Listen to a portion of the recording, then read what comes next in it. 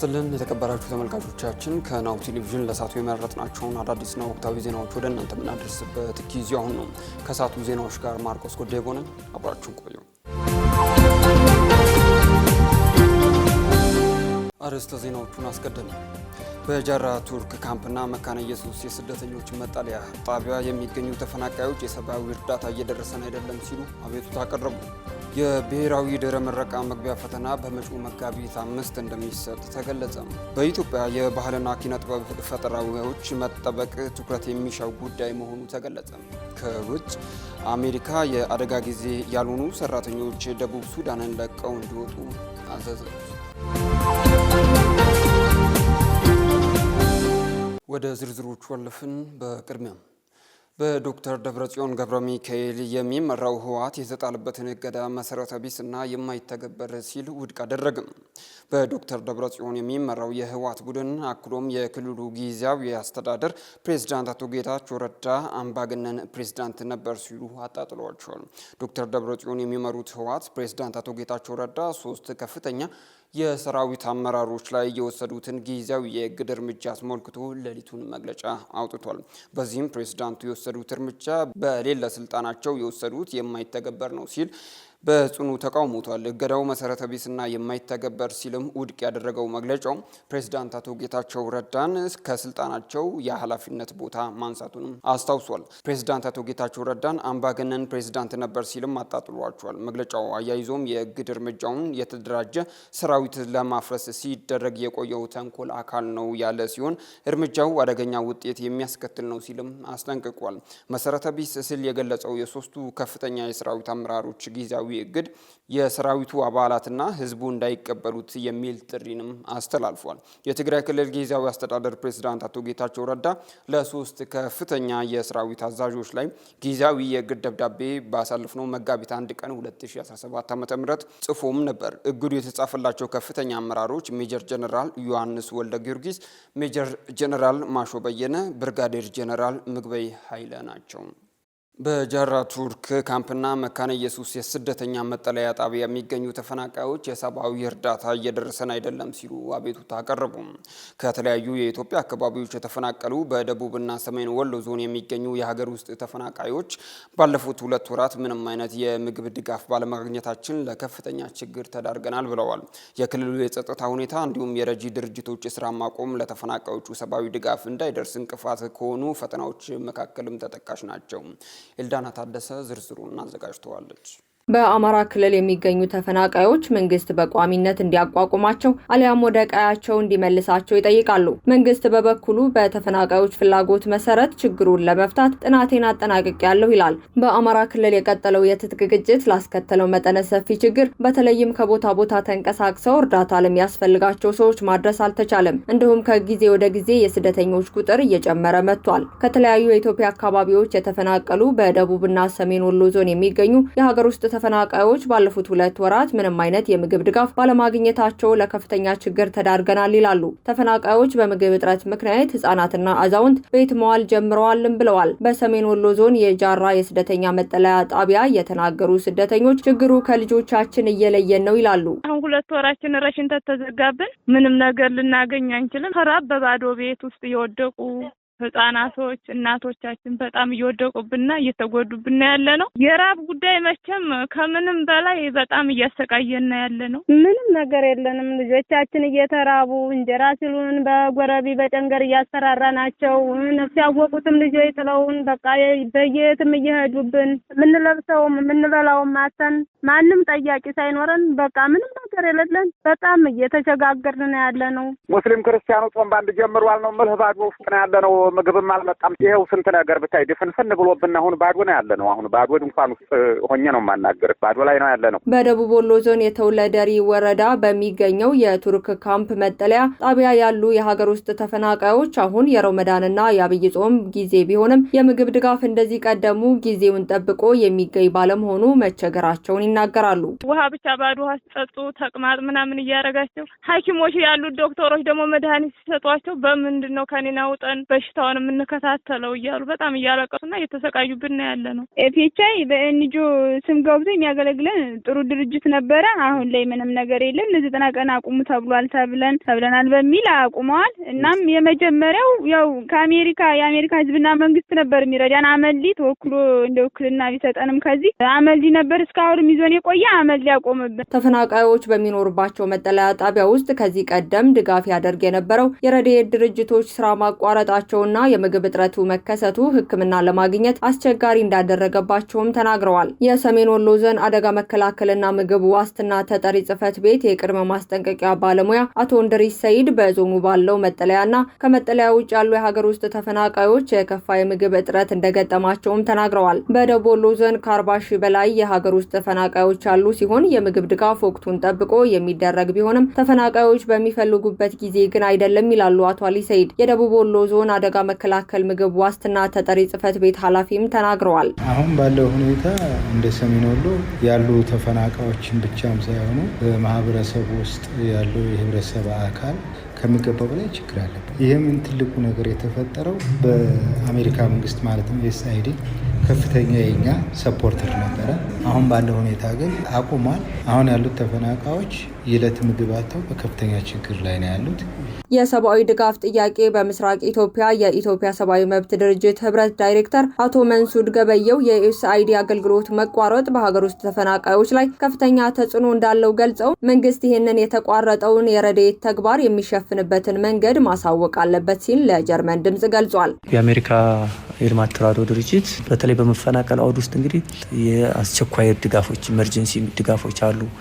የሰላምን የማስረጽና በተለይ በግጭት አውድ የሚከሰተው አብዛኛው እዚህ ሀገር በግጭት አውድ ስለሆነ ብዙ ሰው መፈናቀል የሚገጥመው ማለት ነው። ስለዚህ በእነዚህ ሁሉ ፕሮግራሞች ብዙ ድጋፍ ያደርጋሉ። ድንገታዊ በሆነ መልኩ መቋረጡ በተለይ ዘላቂ መፍትሄ በማምጣት በኩል ብዙ ችግር እየገጠመ ነው ያለው እና በጣም ኮንሰርኒንግ በጣም አሳሳቢ ነው። እስካሁንም የኢትዮጵያ መንግስት በዚህ ጉዳይ ላይ እንደ መንግስት ምን እንዳሰበ በዘላቂነት ይህንን የተፈጠረውን ክፍተት ለመሙላት ምን እንዳሰበም እስካሁን መንግስት ይፋ አላደረገም። ሰፊ ክራይሲስ ነው የሚፈጥረው። በአማራ ክልል በተለያዩ መጠለያ ጣቢያዎች ከ3 ዓመት በላይ ያስቆጠሩ ወገኖች በመጠለያ መቆየት እንደሰለቻቸው እና መንግስት ዘላቂ ገቢ በሚያስገኝ ስራ ላይ እንዲያሰማራቸው አለያም ወደ ቀያቸው እንዲመልሳቸው በተደጋጋሚ ጊዜ ሲጠይቁ መቆየታቸው የሚዘነጋ አይደለም። የብሔራዊ ድህረ ምረቃ መግቢያ ፈተና መጋቢት 5 እንደሚሰጥ ተገለጸ። የብሔራዊ ድህረ ምረቃ መግቢያ ፈተና በመጪው መጋቢት 5 ቀን 2017 ዓ.ም እንደሚሰጥ ትምህርት ሚኒስቴር አስታውቋል። ትምህርት ሚኒስቴር በ2017 ዓ.ም የሶስተኛ ዙር የድህረ ምረቃ መግቢያ ፈተና አመልካቾች ምዝገባ መጠናቀቁን ገልጿል። ፈተናው የሚሰጠው አርብ መጋቢት 5 ቀን 2017 ዓ.ም ከጠዋቱ 3 ሰዓት ጀምሮ እንደሆነ ማሳውቋል። ተፈታኞች በተጠቀሰው ቀንና ሰዓት በሚመደቡበት የፈተና ማዕከላት እንዲገኙ አሳስቧል። ትምህርት ሚኒስቴር አያይዞም ከተፈታኞቹ የሚጠበቁ ያላቸውን ቅድመ ሁኔታዎችን አስቀምጧል። በዚህ መሰረት ተፈታኞች ወደ ፈተና ማዕከል በሚሄዱበት ወቅት ማንነታቸውን የሚገልጽ መታወቂያ መያዝ ይጠበቅባቸዋል።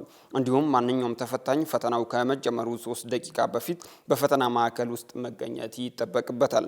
በተጨማሪም የሞባይል ስልክ ይዞ በፈተና ማዕከል ውስጥ መገኘትም ፈጽሞ የተከለከለ መሆኑን አስታውቋል። በሌላ በኩል የፈተና ማዕከላት ምደባ በምዝገባ ፕላትፎርም የሚገለጽ እንደሚሆንም ገልጿል። በኢትዮጵያ የባህልና ኪነ ጥበባዊ ፈጠራዎችን መጠበቅ ትኩረት የሚሻው ጉዳይ መሆኑ ተገለጸ። በዚህም በኪነ ጥበብ ቅጂና ተዛማጅ መብቶች ጥበቃና ግንዛቤ ፈጠራ ስራዎች ዙሪያ በጋራ ለመስራት የሚያስችል የሶስትዮሽ መግባቢያ ስምምነት ተደርሷል። ስምምነቱ በሀገሪቱ እየተባባሰ የመጣውን የቅጂና ተዛማጅ መብቶች ጥሰት በጋራ ለመከላከል ጉልህ ሚና ይኖረዋልም ተብሏል። ሀብታማ አያሌው ዝርዝሩን አዘጋጅተዋለች። የኢትዮጵያ የባህል፣ የታሪክ፣ የኪነ ጥበብ፣ የስነ ጥበብ ፈጠራዎች ሁለንተናዊ እድገት እንዲኖራቸውና እንዲተዋወቁ ትኩረት ሰጥቶ እየሰራ መሆኑን የባህልና ስፖርት ሚኒስቴር አስታውቋል። በተመሳሳይ የኢትዮጵያ አእምሯዊ ንብረት ባለስልጣን የአእምሯዊ ሕጎች፣ የቅጅ መብቶች፣ የንግድ ምልክቶችና ፓተንቶች ተገቢውን ጥበቃ እንዲያገኙ ግንዛቤ እንዲጎለብት እየሰራ መሆኑን ገልጸዋል። በመሆኑም የኢፌዴሪ ባህልና ስፖርት ሚኒስቴር የኢትዮጵያ አእምሯዊ ንብረት ባለስልጣንና መልቲ ቾይስ አፍሪካ በኢትዮጵያ ኪነ ጥበብ ቅጅና ተዛማጅ መብቶች መብቶች ጥበቃና ግንዛቤ ፈጠራ ስራዎች ዙሪያ በጋራ ለመስራት የሶስትዮሽ ትብብር መግባቢያ ስምምነት በዛሬው ዕለት ተፈራርመዋል። ይህ የሶስትዮሽ ስምምነት ከጊዜ ወደ ጊዜ እየተባባሰ የመጣውን የቅጂና ተዛማጅ መብቶች ጥሰት በጋራ ለመከላከል የህብረተሰቡን ግንዛቤ በማሳደግ ኪነጥበባዊ ፈጠራዎችና የአእምሮ ንብረት ጥበቃ እንዲያገኙ ለማስቻል ጉልህ ሚና ይኖረዋል ተብሏል። በዚህ ወቅት የተገኙት የባህልና ስፖርት ሚኒስቴር ዴኤታ ወይዘሮ ነፊስ አልመዲ የኢትዮጵያ የባህልና ኪነጥበብ ፈጠራዎችን መጠበቅ ትኩረት የሚሻ ጉዳይ ነው ብለዋል። ይህ ከኢትዮጵያ አእምሯዊ ንብረት ባለስልጣንና ከመልቲ ቾይስ አፍሪካ ጋር የተፈራረሙት የሶስትዮሽ የትብብር መግባቢያ ሰነድ ለዘርፉ ባለሙያዎች የፈጠራ ይዘቶቻቸውን ተጠቃሚነትና የኢትዮጵያን የባህል ኪነጥበብ ፈጠራዎችን ለመጠበቅ ጉልህ አስተዋጽኦ እንደሚኖረው ሚኒስቴር ዴኤታዋ ገልጸዋል። ሚኒስቴር መስሪያ ቤታችን የኪነጥበብ ስነጥበብን ለማህበራዊ ኢኮኖሚያዊ ልማት አስተዋጽኦ እንዲሰፋና የጥበብ የፈጠራ ችሎታቸውን እንዲያብቡ ለማድረግ በተጨማሪም የሀገሪቱ የፊልም ተውኔት ጥበብ ስራዎችን የማጎልበት ተልዕኮውን ለመወጣት እየሰራ ሲሆን ይህ ጥረቱም በቀጥታ ከቅጂና ተዛማጅ መብቶች መከበር ጋር የተያያዘ እንደሆነ ያምናል። በመሆኑም ሚኒስቴር መስሪያ ቤታችን ከኢትዮጵያ አእምሯዊ ንብረት ባለስልጣንና ከመልቲ ቾይስ አፍሪካ ሆልዲንግ ጋር ከዚህ ቀደም የጀመረውን የጋራ ትብብር ስራዎች በማሳደግ እነሆ ዛሬ የዘርፉን ዋነኛ ሳንካ የሆነውን የቅጂና ተዛማጅ መብቶች ጥሰቶችና ተያያዥ ችግሮችን በጋራ ለመቅረፍ የሚያስችለንን ይህንን ስትራቴጂያዊ የሶስትዮሽ አጋርነት ስምምነት ለመፈረም ችለናል። የኢትዮጵያ አእምሯዊ ንብረት ባለስልጣን ምክትል ዋና ዳይሬክተር አቶ እንዳሉ ሞሲሳ በበኩላቸው ባለስልጣን መስሪያ ቤታቸው የቅጂና ተዛማጅ መብቶች እንዲከበሩና የፈጠራ ባለሙያዎች ከመብት ጥሰት ስጋት ነፃ እንዲሆኑ ምቹ ከባቢን ለመፍጠር እየሰራ ነው ብለዋል። ስምምነቱ በዋናነት የቅጂና ተዛማጅ መብቶችን ጥበቃ የሚያስከብሩ የህግ ማዕቀፎች እንዲከበሩ ለማድረግና ከሚመለከታቸው የፍትህ አካላት ጋር በትብብር መስራት ላይ ትኩረት ያደርጋል ነው ያሉት። በቅጂ መብቶችና ተዛማጅ መብቶች ላይ ህግ ማሻሻያዎችን እየሰራን ነው። ምክንያቱም ዲጂታል ኢኮኖሚ ዓለም ዲጂታል ኢኮኖሚ እየገነባች ነው።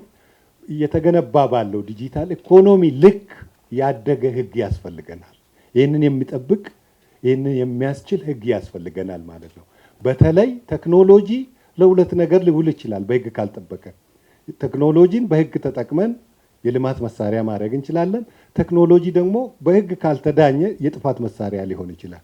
በተለይ በቅጂና ተዛማጅ መብት ኢንዱስትሪው ዲጂታል ፓይሬሲው ጣራ የነካበት ዘመን ላይ እንገኛለን። ስለዚህ ከዚህ ጋር የሚመጣጠን ህግን ከልሳለን ስንል በተናጠል የምናደርገው ጉዞ የትም ስለሚያደርሰን ባለቤት ከሆነው ከባህልና ስፖርት ሚኒስቴር እንዲሁም ከመልቲ ቾይስ አፍሪካን ሆልዲንግ ጋር ስንሰራ የበለጠ ስራ ሰርተን የምንወጣበት ጊዜ ይሆናል ማለት ነው። የመልቲ ቾይስ አፍሪካ ሆልዲንግ የሬጉላቶሪ ኮርፖሬት ጉዳዮች ግሩፕ ኤክስኪዩቲቭ ዶክተር ኪያቤትስ ወይም ኦዲሞንግ ለ30 ዓመታት ለሚጠጉ ጊዜያትም ከኢትዮጵያ የስፖርት መዝናኛ ማህበረሰብ ጋር ቆይተናል ብለዋል። በመሆኑም ከቅርብ ዓመታት ወዲህ ሀገራዊ ይዘቶችን እያቀረቡ መሆኑን ገልጸው ከ200 በላይ ከሚሆኑ የኢትዮጵያ ፕሮዳክሽን ድርጅቶች ጋር እንሰራለን ብለዋል። በዛሬው ዕለት በሶስቱ ተቋማት የተፈረመው የኪነ ጥበብ ቅጂና ተዛማጅ መብቶች ጥሰትን የመከላከልና በጉዳዩ ዙሪያ የተለያዩ ትብብሮችን በጋራ መስራት በቅጂ መብትን በተሻለ መልኩ እንዲጠበቅ በማድረግና ሌሎች ባለድርሻዎችን ለማስተባበር ብሎም ለባለሙያዎች ተጠቃሚነት እንዲሁም ለሀገር ኢኮኖሚ ገጽታ ግንባታ የጎላ ጠቀሜታ ይኖረዋል ተብሎ ይጠበቃል። ቀደምቶቻችን ኑሯቸውን ለማሸነፍ ተግተው የድካማቸው ውጤት ፍሬ ሲያፈራ ሰፍረው ለምስጋና ወደ ቤተ እግዚአብሔር ያቀርቡ እንደነበር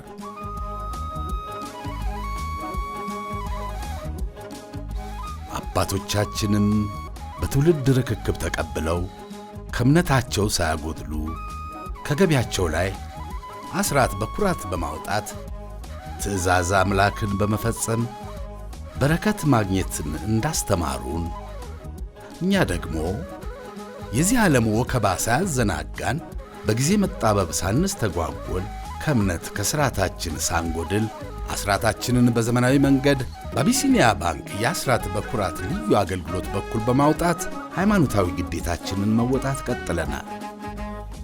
እርሶም የአቢሲኒያ ባንክ አስራት በኩራት ልዩ አገልግሎት ተጠቃሚ ይሁኑ። አቢሲኒያ የሁሉም ምርጫ። እነሆ የምስራች! የ10 አየር መንገድ የበረራ ትኬት ለውድ ደንበኞቹ በተቀላጠፈና አስተማማኝ በሆነ መንገድ እያቀረበ ያለው።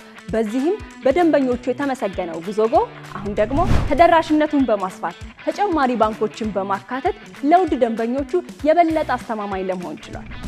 የጉዞጎን አፕሊኬሽን ከአፕ ስቶር ወይም ከፕላይ ስቶር በማውረድ የመነሻና የመድረሻ ከተማዎትን መርጠው ዋጋ አወዳድረው የሀገር ውስጥም ሆነ ዓለም አቀፍ በረራ ማድረግ ካሰቡ የበረራ ትኬቶን ክፍያ በአቅራቢያው በሚገኙ ባንኮች አንድም በአካል በመሄድ ወይም በኦንላይን የክፍያ አማራጮች ክፍያዎትን በመፈጸም የበረራ ትኬቶን በእጅ ያስገቡ። ከዚህም በተጨማሪ እንደ ሁል ጊዜው ወደ ጉዞጎ የጥሪ ማዕከላችን 7473 በመደወል ከሙሉ የበረራ መረጃ ጋር የ24 ሰዓት የትኬት አገልግሎት ማግኘት እንደሚችሉ ስናበስሮ በታላቅ ደስታ ነው። ለበረራዎ ጉዞጎ።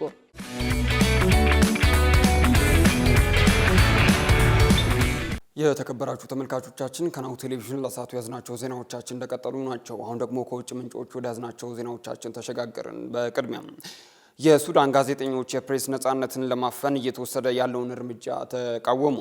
በፖርት ሱዳን የሚገኙ ሱዳናውያን ጋዜጠኞች የሳውዲ አረቢያ ንብረት የሆነው የአልሻሪክ ቴሌቪዥን ጣቢያ በሱዳን መንግስት መታገዱን ተከትሎ በፕሬስ ነጻነት ላይ እየደረሰ ያለውን አፈናና የመረጃ ተደራሽነት እያሽቆለቆለ ነው ሲሉ ተቃውመዋል። የአልሻሪክ የሱዳን ቢሮ ኃላፊ በተካሄደው የፕሬስ ነጻነት ሲምፖዚየም ላይ እንደተናገሩት ባለስልጣናቱ ጥያቄ ቢያቀርቡም ለጣቢያው መደበኛ የመዘጋት ምክንያት እንዳልተነገረ የመዝጋት ውሳኔው ብቻ ለጣቢያው ኃላፊዎች በስልክ ብቻ እንደተነገራቸው ገልጸዋል። የኢንፎርሜሽን ሚኒስቴር ባለስልጣን ባሳለፍነው የካቲት 20 የአልሻሪክን ተግባራት በማገድ ስርጭት እንዲያቆም አግደዋል። እገዳው ቴሌቪዥን ጣቢያው በካርቱም ውስጥ ስላለው የሰራዊት ግስጋሴ የአርኤስኤፍ አስተያየትን ያካተተ ዘገባ ካሰራጨ በኋላ ነው የተባለው። የውጭ ዜና ማሰራጫዎች በግጭት ውስጥ ተደጋጋሚ ችግሮች ገጥሟቸዋልም ተብሏል። የሱዳን የጋዜጠኞች ቡድን ኃላፊም ይፋዊ መረጃ ለማግኘትና ተደራሽነት ላይ ገደብ በመኖሩ አሉባልታና የተሳሳቱ መረጃዎች በማህበራዊ ሚዲያ እንዲስፋፉ ምክንያት ሆኗል ብለዋል። በህግና በመከባበር ላይ የተመሰረተ የፕሬስና የባለስልጣናት ግንኙነት እንዲኖርም አሳስበዋል። በሲምፖዚየሙ ላይ የተገኙት ጋዜጠኞች ባለስልጣናቱ የብሔራዊ ደህንነትን ጽንሰ ሀሳብ ያለ ግልጽ ትርጉም እየተጠቀሙበት ነው ብለዋል። በመጨረሻ አሜሪካ የአደጋ ጊዜ አባል ያልሆኑ ሰራተኞች ደቡብ ሱዳንን ለቀው እንዲወጡ ትዕዛዝ ሰጠች። አሜሪካ በደቡብ ሱዳን ውጥረት እየጨመረ መምጣቱን ተከትሎ በሀገሪቱ የሚገኙ የአደጋ ጊዜ አባል ያልሆኑ ሰራተኞች በሙሉ ለቀው እንዲወጡ አስጠንቅቃለች። በፕሬዝዳንት ሳልቫኪር እና በምክትል ፕሬዝዳንቱ ሪክ ማቻር መካከል የተደረሰው የሰላም ስምምነት በቅርብ ቀናት ውስጥ አስጊ ሆኖ ቆይቷል። እሁድ ዕለት የአሜሪካው የውጭ ጉዳይ ሚኒስትር በደቡብ ሱዳን በተለያዩ የፖለቲካና የጎሳ ቡድኖች መካከል ጦርነት እየተካሄደ መሆኑን እና መሳሪያዎች ለህዝብ ዝግጁ ናቸውም ብሏል። በሀገሪቱ ባለው ስጋት ምክንያት የውጭ ጉዳይ ሚኒስቴር ድንገተኛ ያልሆኑ የአሜሪካ መንግስት ሰራተኞች እንዲወጡ ትዕዛዝ ሰጥቷል። የተባበሩት መንግስታት ድርጅት የደቡብ ሱዳን የሰብአዊ መብት ኮሚሽን ባሳለፍነው ቅዳሜ በሰላሙ ላይ የተካሄደውን የአመታት ግስጋሴ ወደ መቀልበስ የሚያስፈራራ አስደንጋጭ ወደ ኋላ ተመልሶ የመመልከት አዝማሚያ እየመጣ ነው ብሏል። ውጥረቱ ተባብሶ የብሔራዊ ጦር ሰራዊት አባላትን ሲያፈናቅል የነበረው የተባበሩት መንግስታት ሄሊኮፕተር አርብ በጥይት ተመቶ አንድ የአውሮፕላኑን አብራሪን ጨምሮ በርካታ ሰዎች ህይወታቸው ማለፉ ተዘግቧል። በሳምንቱ መጀመሪያ ላይ የጦር ኃይሉ ምክትል አዛዥና 2 ሚኒስትሮች ከማቻር ጋር በጸጥታ ኃይሎች ተይዘው የታሰሩ ሲሆን ይህም የተቋሚ ቃል አቀባይ የሰላም ስምምነቱን ከባድ መጣስ ነው ብሏል። ካሽጎ በየትኛውም ዓለም ሆነው በማንኛውም ሰዓት ለወገኑ የሚደርሱበት ፈጣን የገንዘብ መላኪያ ተከፈተሎ። ማስተርና ቪዛ ካርዶን በመጠቀም ከ5 እስከ 20 ዶላር የሚልኩበት አዲስ የገንዘብ መላኪያ መንገድ። ካሽጎን ለየት የሚያደርገው የትኛውም የገንዘብ ዝውውር በፍጥነት አገልግሎት ከመስጠቱም ባሻገር ለማንኛውም አገልግሎት ምንም አይነት ክፍያ አለመጠየቁ ነው። በሀገራችን ታሪክ ገንዘብን ከውጪ ወደ ሀገር ቤት በማስተላለፍ በመተግበሪያ መልክ አገልግሎት መስጠት የጀመረው የመጀመሪያው ሀገር በቀል የገንዘብ መላኪያ ዘዴ ካሽጎ ከ4500 በላይ ባሉ የባንክ ቅርንጫፎች አገልግሎት እየሰጠ ይገኛል። ገንዘቦን በሰኮንዶች ልዩነት ውስጥ ይፈልጉ በአካውንቶ ወይንም በእጆ ቆጥረው የሚወስዱበት ልዩ ዘዴ። በቅርቡ ሁሉንም ኢትዮጵያዊ ባለቤት ለማድረግ ጉዞ የጀመረው ካሽጎ ዛሬውኑ መተግበሪያውን በስልኮ ላይ በመጫን የአገልግሎቱ ተጠቃሚ ሆኑ። ፍጥነት መለያችን፣ ኢትዮጵያን መክፈቻችን፣ ካሽጎ ነው መላኪያችን። ካሽጎ የአዲሱ ትውልድ ብራንድ። ክቡራን ተመልካቾቻችን ከናሁ ቴሌቪዥን ለሰዓቱ ያዝናቸው ዜናዎቻችን በዚሁ ያበቁ። ከሰዓቱ ዜናዎች ጋር ማርቆስ ጉዳይቦ ከመላው ስቱዲዮና የቴክኒክ ክፍል ባልደረቦቻችን ጋር በጋራ በመሆን ቆይታ አደረግን። መልካም ጊዜ